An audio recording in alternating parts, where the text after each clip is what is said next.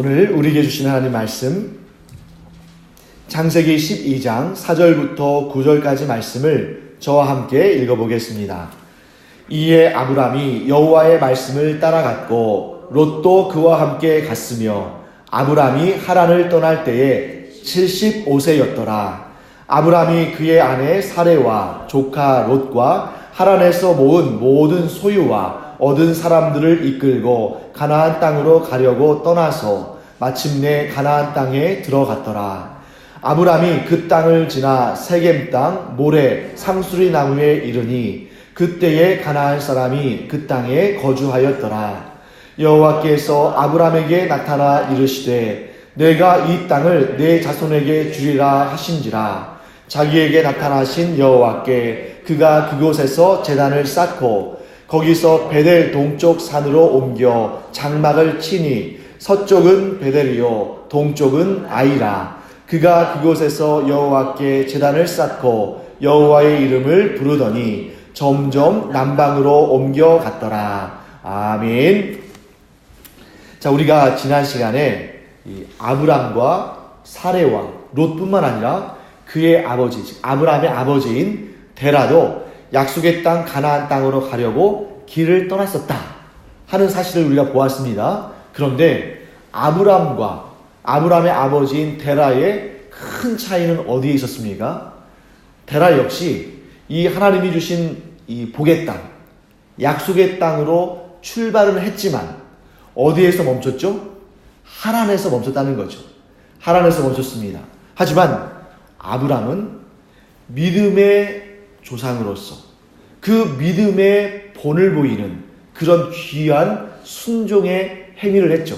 그것이 무엇입니까? 하나님의 약속을 붙들고 믿음으로 하란에서 머물지 아니하고 어디로? 가나안 땅으로 또 발걸음을 했고 지금 오늘 본문에서 가나안 땅에 들어가는 이런 역사를 보여주고 있습니다.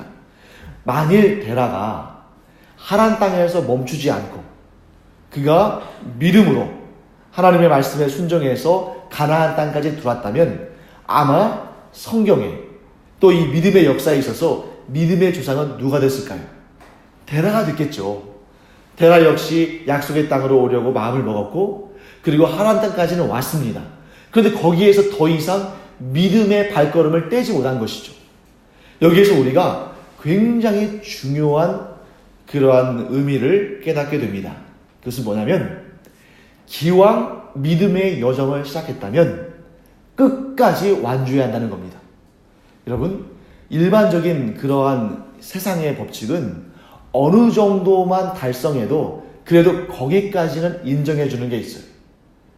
자, 우리가 모두가 다 열심히 시험 공부를 하지만 그러나 다 1등 할 수는 없잖아요. 그러니까 좀 중간쯤 가도 그래도 열심히 했다, 나름대로 수고했다 이렇게 인정받을 수 있겠죠. 하지만 믿음의 여정은 끝까지 완주하지 않으면 소용이 없는 것입니다. 그리고 또 이 믿음의 여정은 끝까지 완주했으면 1등도 없고 꼴등도 없어요. 믿음의 여정을 완주한 모든 사람들은 하나님이 주시는 영광의 면류관을 받습니다. 그런데 여기에 있어서 이 데라처럼 그 믿음의 여정을 힘있게 시작했지만 마음을 정하고 시작했지만 중간에서 멈춰버리면 하나님이 주시는 이 풍성한 은혜들을 맛보지 못한다는 것이죠. 사랑하는 성도 여러분, 여러분과 제가 믿음의 여정을 시작한 하나님의 사람들인 줄 믿습니다. 그러면 이 믿음의 여정을 우리가 끝까지 완주하는 그러한 하나님의 사람들 되기를 간절히 축원합니다. 자, 우리가 이렇게 하나님께서 아브람을 부르시고 약속의 땅 가나안 땅으로 들어가게 하시는 이런 과정들을 우리가 쭉 지켜보고 있잖아요. 여기에서 우리가 몇 가지 아주 중요한 사실들을 깨닫게 됩니다. 자, 첫째, 하나님께서 우리를 세상으로부터 부르셔서 어떠한 방향으로 이끌어 가실 때에는 하나님은 결코 우리를 무책임하게 이끌어내시는 것이 아니다는 것입니다. 하나님께서 우리를 이렇게 신앙의 생활로 믿음의 방향으로 또 이 믿음의 선한 싸움을 하도록 우리를 불러내신 데에는 하나님께서 분명히 계획하신 것이 있는데 그것이 뭐냐면 하나님께서 주실 것이 있으시기 때문에 우리를 부르신다는 겁니다. 예를 들면 인간인 우리는 어떤 일을 함께 행할 때 우리가 100% 확답하며 약속할 수는 없어요. 우리가 어떤 일을 시작할 때 우리가 누군가와 이렇게 함께 그 일을 할 때 그 사람에게 우리가 100% 내가 확실하게 이렇게 할 것이다 라고 장담할 수 없습니다. 왜냐하면 우리는 하나님이 아니기 때문에. 우리는 단 1시간 아니 1분 1초 앞도 내다볼 수 없기 때문에 이 일이 어떻게 될 것인지를 장담할 수 없습니다. 하지만 여러분, 하나님은 모든 것을 다 아시는 분이시고 모든 역사를 다 주관하시는 분이시고 모든 아름답고 복된 것들을 다 예비하신 분이셔요. 그렇기 때문에 하나님께서 우리를 불러내실 때에는 우리에게 주실 좋은 것이 있기 때문이다 하는 그러한 믿음을 가져야 됩니다. 이런 믿음이 없으면 하나님이 주시는 그 좋은 것을 보지도 못하고 그 믿음의 여정에 중간에 멈춰 설 수밖에 없는 것이죠. 하지만 우리가 믿음으로 반응하면, 그래서 끝까지 이 믿음의 여정을 행하면 하나님께서 우리를 위해서 주시기로 작정한 그 놀랍고 아름답고 복된 것들을 볼 줄로 믿습니다. 그런데 우리가 이 믿음의 여정을 살아갈 때 이 믿음의 여정이 우리가 예측할 만한 일들만 있으면 사실 그 믿음의 발걸음을 떼는 것이 그렇게 어렵지 않을지 모르겠어요. 하지만 우리의 그 믿음의 여정은 항상 그 가운데 우리가 미리 알 수 없는 것들, 또 어떤 경우에는 내가 전혀 예기치 못했던 그런 변화들, 또 어떤 경우에는 내가 저것을 감당할 수 있을까 싶은 그러한 새로운 도전들, 이런 것들이 곳곳에 도사리고 있다는 것이죠. 어떤 때는 막 이렇게 우리가 예상한 것처럼 막 잘 풀리다가도 어떤 경우에는 전혀 예상치 못한 복병을 만나서 거기에서 마음이 무너지기도 하고, 어떤 때에는 내가 간절히 기도하고 구했던 것들을 하나님께서 그대로 응답해 주셔서 그래, 하나님께서 나와 함께 하시는구나 하고 찬송하고 기뻐하며 즐거워하는 그런 때도 있지만, 어떤 때는 내가 오래도록 기도하고 간구했던 것이 이루어지지 않고 그대로 응답되지 않는 것처럼 보여서 우리가 낙심할 때도 있습니다. 세상 사람들도 이 정도의 지혜는 가지고 있어요. 어떤 지혜입니까? 잘 될 때도 있지만 잘 안 될 때도 있다. 그런데 그걸 가지고 일희일비 하다가는 어떨 때는 너무 즐거워했다가 어떨 때는 너무 슬퍼했다가 하다가는 일을 할 수 없다. 이 정도의 지혜는 세상 사람들도 가지고 있습니다. 하지만 우리는 그 정도의 지혜가 아닌 것이죠. 우리 안에는 뭐가 있어야 됩니까? 단순한 지혜가 아니라 믿음이 있어야 된다는 것이죠. 그 믿음이 무엇입니까? 하나님께서 우리를 믿음의 길로 불러주셨을 때, 하나님께서 우리를 이 세상 가운데에서 하나님의 자녀로 불러주셨을 때에는, 하나님께서 우리를 예수 그리스도를 믿고 이 믿음의 이 길을 가게 하실 때에는 하나님께서 반드시 좋은 것을 주시기 위해서 우리를 부르신 것이지, 우리를 시험에 빠뜨리시거나 우리를 낙심케 하거나 우리를 괴롭게 하려고 하신 것이 아니다 하는 것입니다. 그런데 여러분, 우리는 현실에 사는 사람들이기 때문에 현실 앞에 놓여져 있는 그런 문제들을 보면 믿음이 있지만 그 믿음이 흔들리기 쉽다는 거죠. 그래서 우리가 그런 연약한 사람들이라는 것을 알려주시기 위해서 하나님께서 우리에게 성경을 주셨습니다. 그리고 이 성경 가운데 어떤 경우는 믿음의 선한 싸움을 싸워나가서 승리한 역사를 담아 놓으셨고, 또 어떤 경우에는 그 믿음의 선한 역사를 믿지 못해서 실패한 역사들도 담아 놓으셨어요. 그리고 우리에게 말씀하십니다. 너희가 이 둘 중에 어느 길을 가겠느냐. 사랑하는 성도 여러분, 여러분과 저는 하나님께서 밝히 보여주신 이 믿음의 길 가운데 이 두 가지 길 중에 하나님께서 기뻐하시는 믿음과 순종의 길을 따라감으로 말미암아 이 믿음의 이 경주에 끝까지 완주하는 여러분과 제가 되기를 간절히 축원합니다.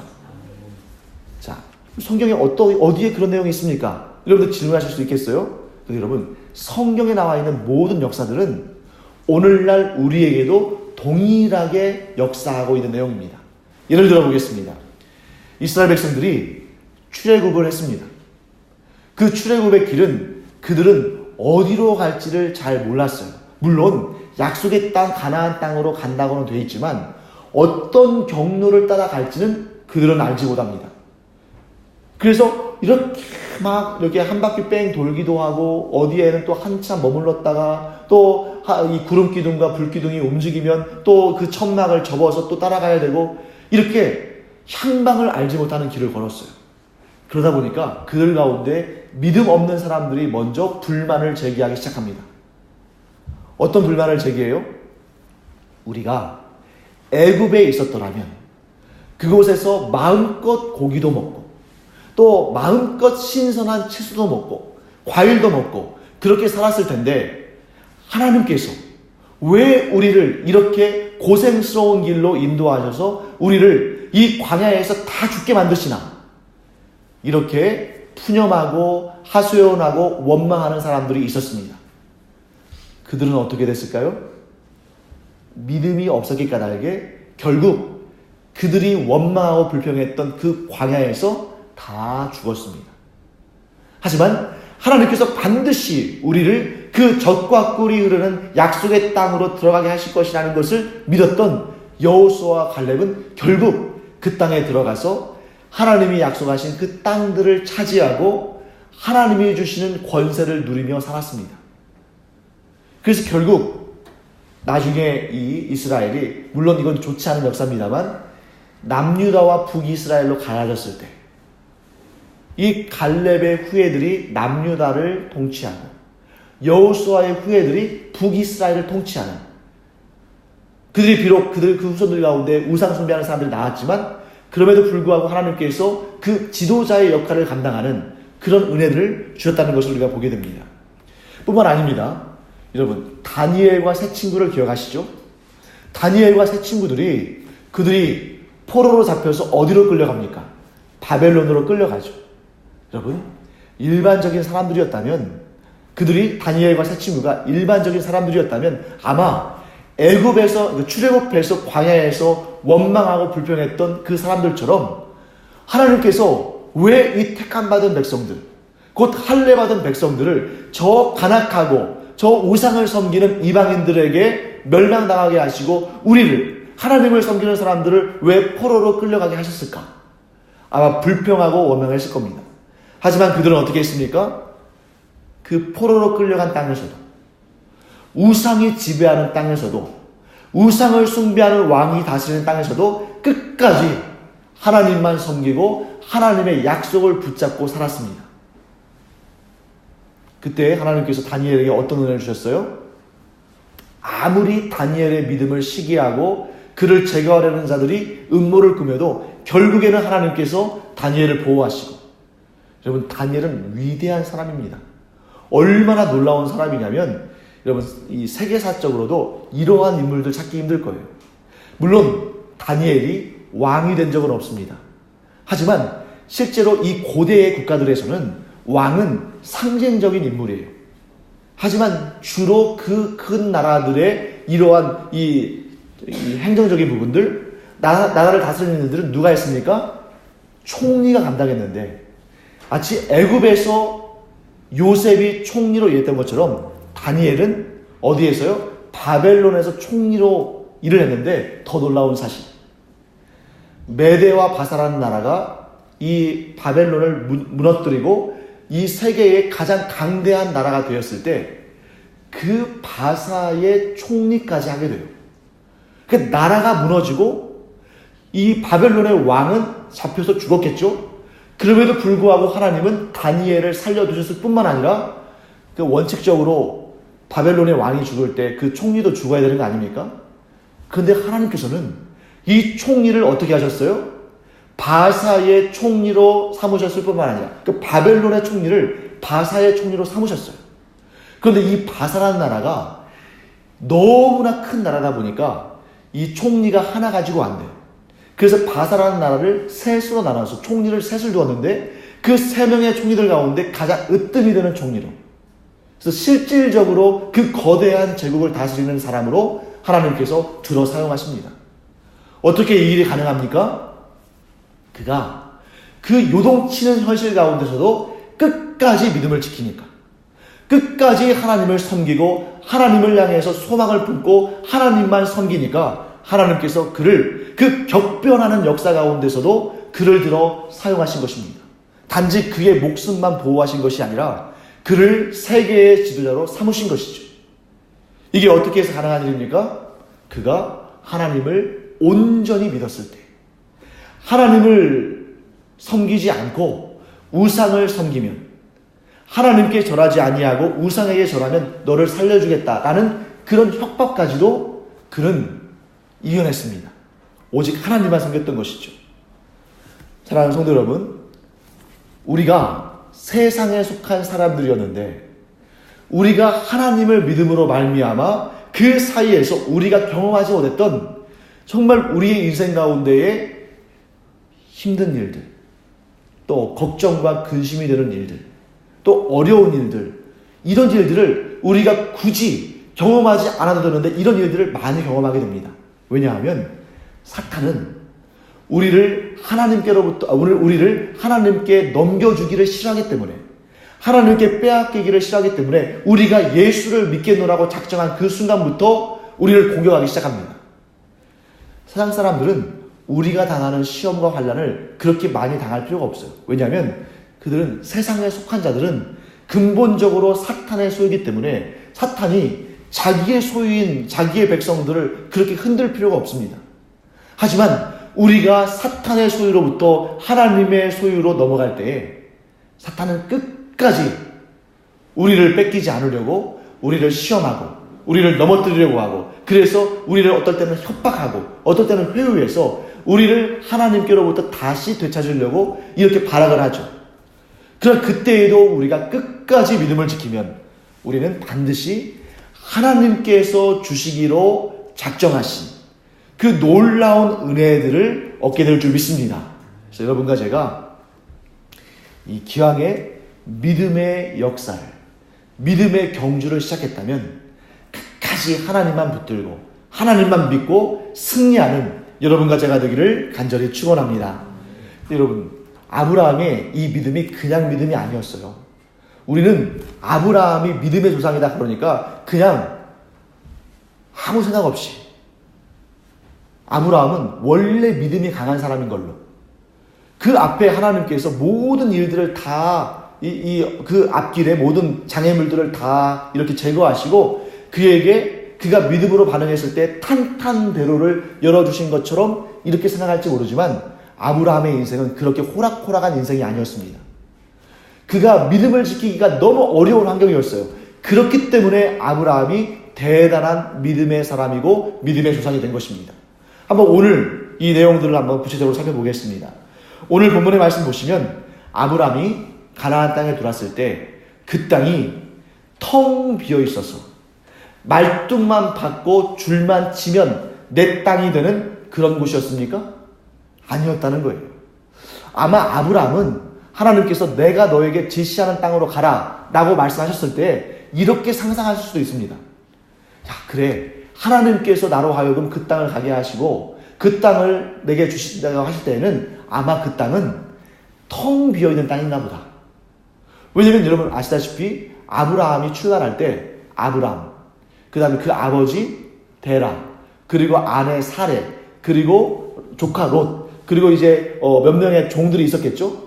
근데 여러분, 그런 몇 명의 가족들을 데리고 이 가나안 땅에서 이 나라를 이루고 있는 사람들과 싸워가지고 땅을 뺏을 수 있습니까? 없습니까? 그건 없는 것이죠. 현실적으로 불가능한 일입니다. 그러니까 아마도 제 생각에는, 이건 제 추측입니다, 아브라함이 하나님의 부르심을 받고 가나안 땅으로 갈 때는 아마 휘파람을 불면서 이렇게 생각했을 거예요. 아, 그 땅 아마 텅 비어있는 땅인가 보다. 오늘날에도 그런 땅이 있나 보다. 근데 거기 들어가서 우리가 줄만 그으면 내 땅이 되는 그런 땅으로 나를 인도하시나 보다. 그런데 그러한 꿈을 꾸고 왔을 텐데 아마도, 근데 그 땅에 들어와서 보니까 이미 그 땅에 가나안 족속들이 자리를 잡고 나라를 이루고 살고 있는 것입니다. 아브라함에 속한 사람들, 아브라함의 인도함을 받는 사람들이라고 해봤자 얼마나 되겠어요? 기껏해야 뭐 한 10명, 20명? 그 정도 되지 않을까요? 나중에 우리가 야곱의 가족들이 야곱의 가족들이 애굽 땅으로 이주할 때 70명이었잖아요. 그런데 그때 여러분 아시다시피 야곱에게는 아들이 12명이나 있었죠. 반면에 지금 아브라함에게는 아들이 있습니까? 없습니까? 아들도 없어요. 그러니까 이 숫자가 얼마 되지도 않는단 말이죠. 그런데 그렇게 얼마 안 되는 숫자를 이끌고 가나안 땅에 하나님께서 가라고 하신 그 땅에 들어왔는데 얼마나 놀랐겠습니까? 그 땅에 들어가고 보니까 텅 비어있을 줄로 알았던 그 땅에 나라들이 이미 세워져 있는 거예요. 그러니까 그 나라들은 어떻습니까? 자기들의 군사들도 있죠. 그리고 이미 그 땅을 차지하고 앉아서 거기에 밭도 있죠. 그들이 양도 치고 있죠. 그러니까 자기가 그 땅에 비집고 들어갈 만한 상황도 안 되고, 그리고 외지에서 온 사람이 와가지고 거기에서 살겠다고 그러는데 그 땅에 미리 자리를 잡고 있는 사람들이 그걸 좋게 여길 사람들이 어디 있겠습니까? 그런데 여러분, 더군다나 그 사람들은 아브라함을 이끄신 하나님을 믿는 사람들도 아니고, 만일 그 사람들이 하나님을 믿는 사람들이었다면 당신 그 먼 곳에서 왔는데 우리가 섬기는 하나님의 인도하심을 받고 왔군요. 참 대단한 믿음의 사람입니다. 우리 가운데 거하면서 우리와 함께 하나님 섬기며 삽시다. 이렇게 얘기했을 겁니다. 하지만 그들은 어때요? 한결같이 우상을 섬기는 사람들이었어요. 그리고 그 사람들이 볼 때는 아브라함은 굉장히 이상한 사람이었을 겁니다. 오늘 본문의 말씀을 보시면 아브라함이 단을 쌓았다고 되어 있죠. 그리고 하나님께 경배하고, 즉 제사를 드리고 경배하고 하나님께 예배를 드렸습니다. 자, 안 그래도 외지에서 온 사람이에요. 이 가나안 땅에 사는 사람들은 자기들끼리 다 아는 사람들입니다. 자기들끼리 뭐 친척이고 이웃이고 다 알죠. 그러니까 마치 이런 개척교회에, 여러분 우리 이런 개척교회에 처음 예배 드리러 오신 분이 계셔서 이 자리에 딱 앉아있으면 우리 중에 안 쳐다볼 사람이 누가 있어요? 우리 신제주 가정교회 성도들이 다 서로 알잖아요. 그래서 이런 상황에서 오늘 처음으로 예배 드리러 온 사람이, 성도가 여기 있다면 다 그를 향해서 이렇게 쳐다보고 저 사람은 누굴까? 어떻게 해서 왔을까? 궁금하지 않겠습니까?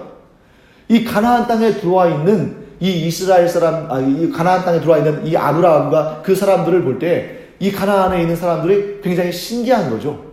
저 사람은 어디서 왔을까? 왜 왔을까? 자, 그러니까 그 일거수일투족이 지금 관심의 대상입니다. 근데 아브라함이 그때 뭘 하기 시작하는 거예요? 단을 쌓기 시작하는 거예요. 하나님께 경배하고 예배하기 위해서. 그런데 아주 이상한 것 하나를 이 가나안 사람들이 발견하게 됩니다. 그 이상한 게 뭐냐면 저기서 넘어온 이 사람은, 이 히브리 사람은, 이 히브리라는 말이 넘어오다는 뜻이거든요. 이 사람은 왜 신상을 세우지 않을까? 우리는 모두 우리의 신을 섬기고 우리의 신들에게 제사를 드릴 때 신상을 세워놓고, 하다못해 드라빔같이 조그마한 거라도 신, 즉 새겨 만든 신, 부어 만든 신, 조각한 신, 이런 신들을 세워놓고 우리는 경배하고 그를 섬기는데 왜 저 사람은 아무것도 없이 그냥 제단만 쌓고 경배할까? 너무 이상한 것이죠. 어찌 보면 그런 행위는, 그렇게 제사를 드리는 행위, 그들과 다른 형태로 제사를 드리는 행위는 굉장히 아브라함을 위험하게 만드는 상황이었을 겁니다. 왜냐하면 그들이 서로 신앙에 다르다는 것을 보여주고 있으니까.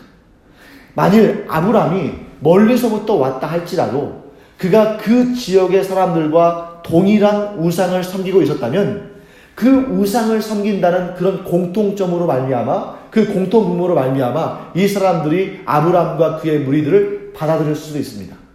하지만 지금 완전히 신앙이 다른 거예요.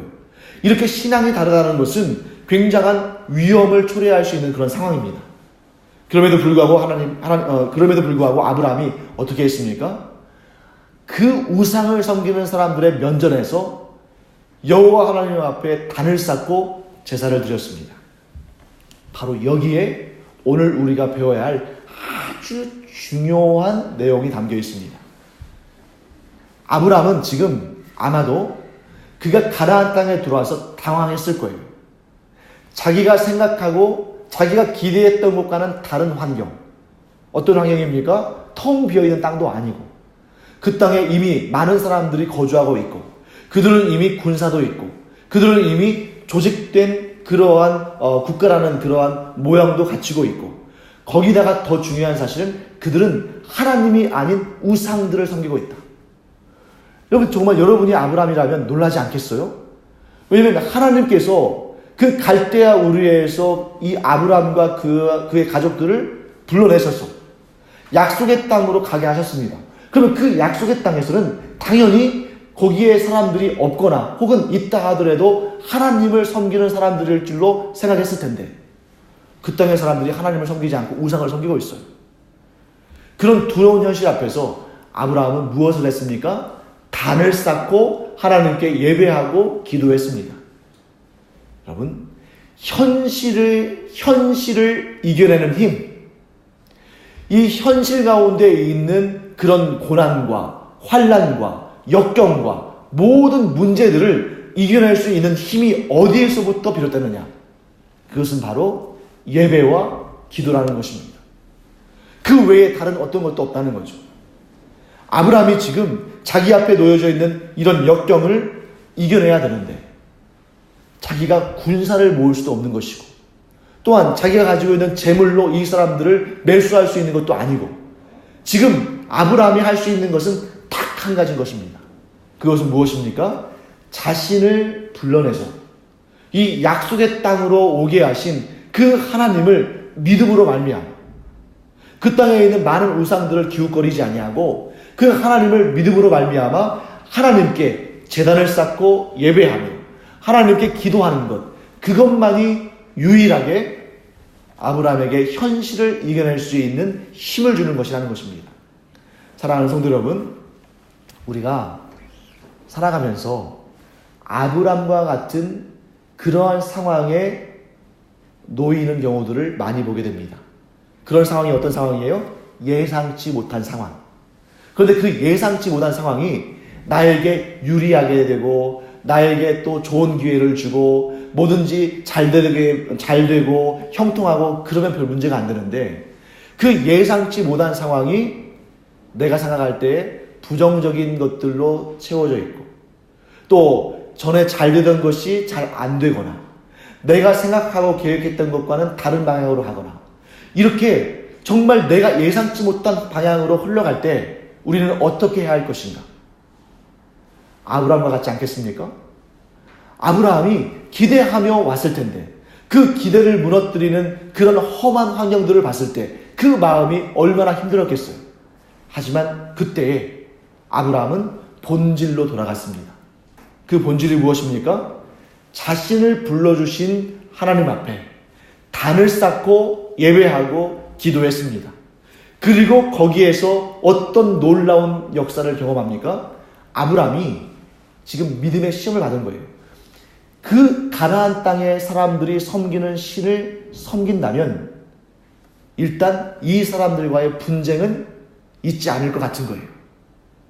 이 사람들이 섬기는 바알신을 섬기고 이 사람들이 섬기는 아세라를 섬기고 그러면 이 사람들이 일단 자기들과 혈통은 다르지만 같은 신을 섬긴다는 것 때문에 좀 받아주고 용납하고 부드럽게 대할 수도 있었을 겁니다. 근데 그런 상황 가운데서도 아브라함은 그런 유혹을 물리쳤어요. 그리고 자신이 섬기는 자신을 불러주신 그 하나님만 붙들고 그곳에 단을 쌓고 하나님께 예배하고 기도했습니다. 누가 보든 말든. 이거 굉장히 위험한 일이잖아요. 이 당시는 정치와 종교가 분리되어 있지 않고 우상을 섬기는 그 신앙이 곧 나라를 다스리는 그러한 정교가 일치되어 있는 그런 사회인데 그들의 한 가운데서 그들이 섬기는 신이 아니라 여호와 하나님을 섬기며 여호와 하나님께 예배한다는 것은 생명을 내놓아야 되는 그러한 위험한 일입니다. 그럼에도 불구하고 아브라함이 하나님께만 경배하고 하나님께만 예배했을 때 하나님께서 어떻게 역사하셨죠? 그 누구도 가나안 땅에 살고 있는 그 누구도 아브라함과 그의 가족들을 공격하지 못했습니다. 그가 땅 한 평 갖지 못한 이곳에 와서 살면서도 하나님께서 그들에게 땅도 주시고 먹을 것도 주시고 그들의 지경을 넓게 하셨어요. 그들이 점점 남방으로 옮겨감에도 불구하고 그들을 치는 자가 한 명도 없었습니다. 하나님께서 그들을 보호하신 것이죠. 사랑하는 성도 여러분, 여러분과 제가 이 금요일에 기도하러 나오지 않았습니까? 우리가 기도하러 나올 때에는 반드시 하나님께서 우리에게 좋은 것을 주시기 위해서 부르신 줄 믿습니다. 하나님께서 갈대아 우르에서 그리고 하란 땅에서 아브라함을 불러주실 때에는 좋은 것을 주시려고 부르신 거예요. 하나님께서 오늘 우리 현실 가운데 우리를 이 기도하는 자리로 부르신 것은 우리에게 좋은 것을 주시기 위해서 부르신 줄 믿습니다. 근데 그 길 가운데 우리를 미혹하고 우리의 믿음을 흔들려고 하고 우리가 하나님께 예배하고 기도하는 그 마음이 막 이렇게 갈피를 잡지 못하고 흔들리게 하는 그런 시험들이 우리 앞에 있어요.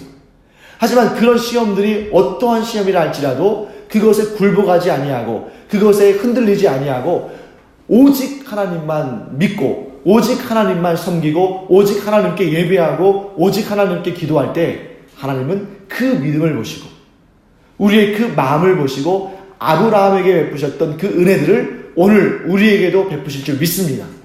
이 믿음 위에 굳건히 서서 기도하고 그 기도에 응답받는 여러분과 제가 되기를 간절히 축원합니다. 기도하겠습니다. 하나님, 이 시간 저희들이 이 말씀 붙들고 기도하기를 원합니다. 우리의 삶 가운데 참 어려운 일도 많고 또 예상하지 못했던 일들도 있고 또 이전보다 좋지 않게 되는 그런 일들도 우리가 보게 됩니다. 하지만 하나님, 그런 어떠한 변화에도 어떠한 환경에도 어떠한 현실에도 저희들 마음이 무너지지 아니하고 여전히 한결같이 오직 하나님만 믿고 하나님만 붙들고 기도하게 하여 주시옵소서. 그와 같을 때 하나님께서 아브라함에게 주셨던 그 형통의 복과 보호하심의 복과 풍성한 은혜의 복을 저희들에게 허락하실 줄 믿습니다. 이 믿음 가지고 끝까지 승리하는 주의 종들이 되게 하여 주시옵소서.